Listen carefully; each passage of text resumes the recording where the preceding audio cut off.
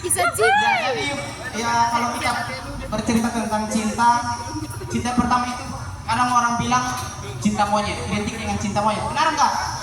Benar kan? Ya. Jadi pacar pertama saya itu waktu saya pacaran SMP. Pacar pertama saya itu SMP, tapi karena pacar pertama saya SMP, jadi waktu saya pacaran sama dia, terus teman kalau ketemu sama teman, oh dia pacarmu kayak monyet ya? Enggak dong. Padahal dia nggak kayak monyet, dan situ kan aku langsung marah. Nggak tega dong pas aku dibilang gituin. Nggak tega dong, padahal mukanya cuma mirip aja kayak monyet. Nggak, mirip aja kayak monyet. Di masa Aku langsung putusin pacar. Dan pacarku yang kedua, karena pacarnya sama SMP waktu itu, karena aku yang lebih tua. Jadi pacar keduaku justru dia yang lebih muda dan aku yang lebih tua juga. Jadi anggapannya aku adalah cinta pertamanya, berarti aku monyet. Aku bukan monyet, ya. Karena pacar keduaku juga SMP, jadi aku dibilang monyet. Dari situ juga aku kayaknya nggak cocok ini. Jadi aku cari yang lebih tua. Aku cari pacarku yang lebih tua. Ya seumuran siapa ya di sini? Enggak ada ya. Iya ada. Pelepah lah pacarku yang ketiga. Jadi cinta ketigaku ini pacarnya terlalu tua. Jadi setiap kali contoh kalau jalan-jalan kemana, itu nanti ada orang-orang bilang, oh tante itu jangan sama ponakannya ya. Ya kelihatan ya. Pacarnya saking tuanya pacarnya saya yang ketiga ini. Jadi setiap kali jalan, tante itu jangan sama ponakannya ya. Oh dari situ trauma saya.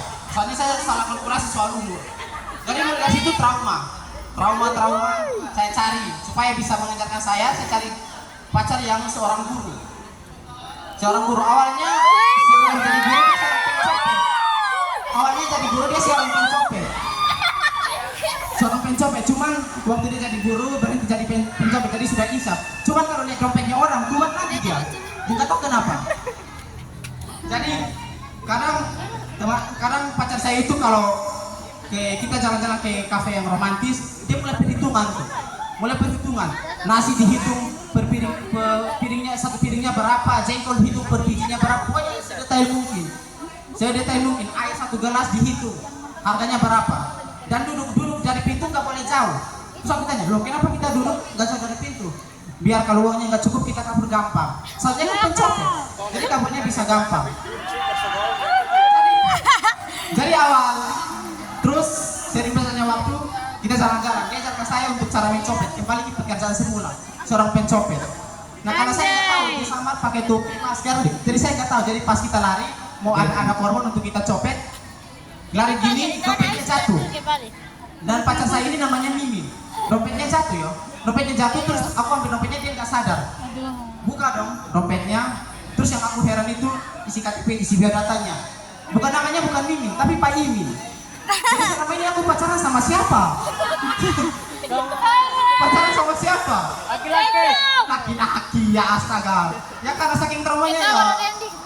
Ya gitu dah. Jadi teman-teman, ada juga kayak kisah cinta itu yang aneh banget. Contoh pacaran itu, cinta itu kan kalau kita udah jatuh cinta pasti ada yang namanya putus, galau. Itu paling gak enak. Kalau udah jatuh cinta terus putus, itu paling gak enak. Karena kalau udah putus, moodnya suka hilang. Jadi contoh kalau ditanya, kamu nggak makan ya? Nggak lagi galau, lagi nggak mood.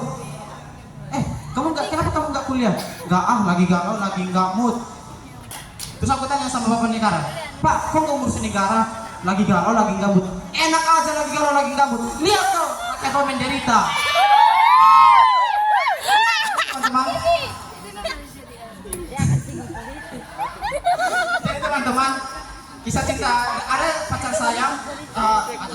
teman pacar saya, cowoknya namanya Rudi, ceweknya namanya Mila. Si Mila ini penyakit kanker. Jadi sering cekap ke dokter, suruh untuk cari-cari tutorial untuk menyembuhkan penyakit kankernya. Nah, pada satu saat si Mila ini membaca buku. Sebenarnya saya mohon maaf. Si Mila ini membaca buku tentang di depan cowoknya yang namanya si Rudi ini. Dia membaca ada satu kalimat mengatakan bahwa dengan memisah payudara perempuan akan menyembuhkan penyakit kanker. Langsung si Rudi bilang, sekarang juga kamu buka bukunya dan saya mau baca. Dipinting ya. Dipinting Pak. kurang ajar.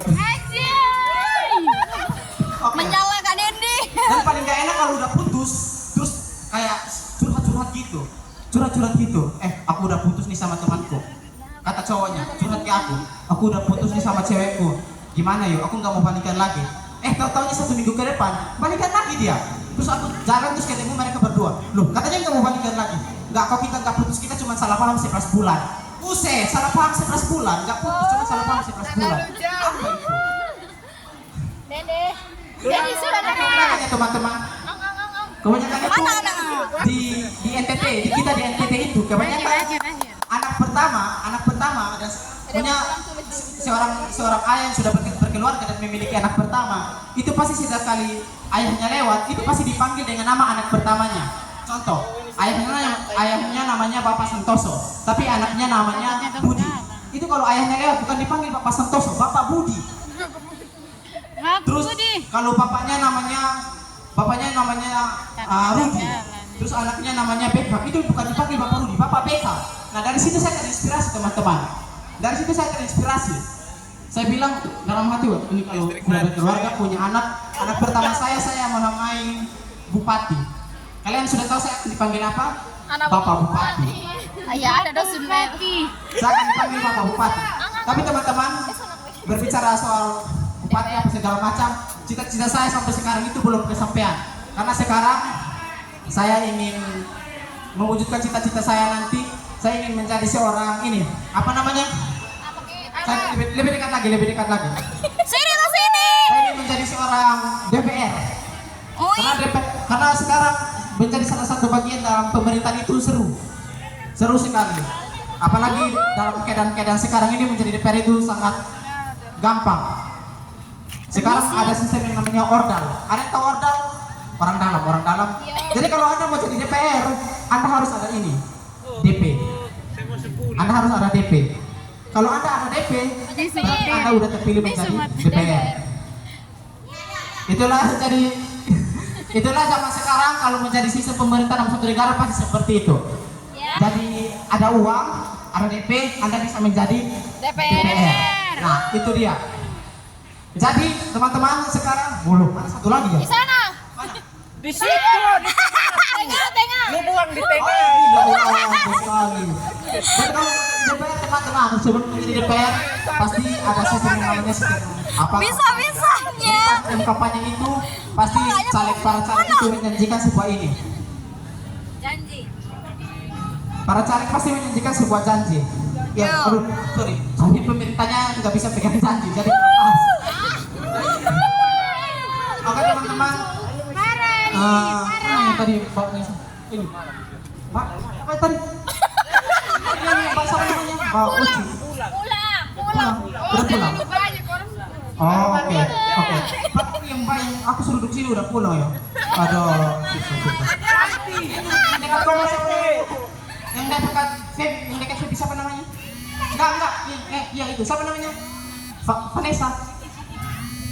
Lihat dia kayak ibarat Lionel Messi kena penalti terus enggak gol. Sayang banget soalnya.